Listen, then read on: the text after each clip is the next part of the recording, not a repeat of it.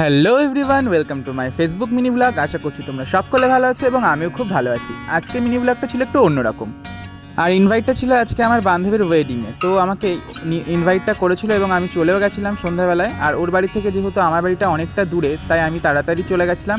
আর আমি ওখানে একা বসেছিলাম যে ও কখন আসবে। দেখছি ও এখনও আসেনি, কারণ ও এখনও রেডি হতে পারিনি।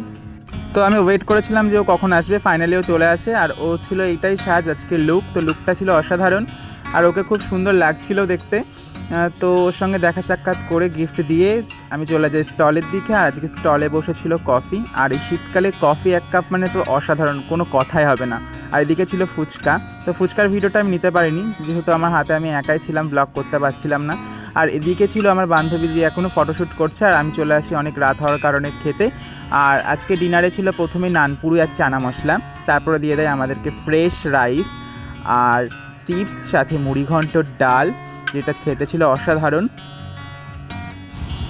তারপর চলে আসে কাতলা কালিয়া। এখানে মাছের পিসটাও ছিল অসাধারণ, আর মাছটা খেতেও ছিল দারুণ। এরপর চলে আসে ঝোল, তারপরে চলে আসে আমার স্যালাড। এখানে স্যালাডে ছিল শসা আর ছিল গাজর। তারপরে চলে আসে ফ্রাইড রাইস, আর দেন দিস চিকেন কষা। ফ্রাইড রাইস আর চিকেন কষা খেতে তো অসাধারণ ছিল। তারপরে আসলো চাটনি, পাঁপড়, আর সবশেষে আমার প্রিয় জিনিস মালাই চমচম, যেটা আমার খুব প্রিয়। বিয়েবাড়িতে আমি 2 পিসও কখনো কখনো চেয়ে খাই।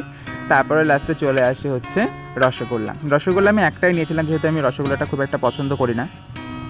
আর লাস্টে ছিল আইসক্রিম, যেটাও খেতে অসাধারণ ছিল। এদিকে খেতে না খেতেই দেখি বরযাত্রীর দল চলে এসছে, তাই কি চলে গেলাম বর দেখতে। খুব সুন্দর মানিয়েছে ওদেরকে। তো আজকে মিনি ব্লগটা এখানেই শেষ করছি। দেখা হচ্ছে নেক্সট কোনো মিনি ব্লগে। আর ভালো লাগলে অবশ্যই লাইক, কমেন্ট, শেয়ার করো। দেখা হচ্ছে নেক্সট কোনো ভিডিওতে। টাটা।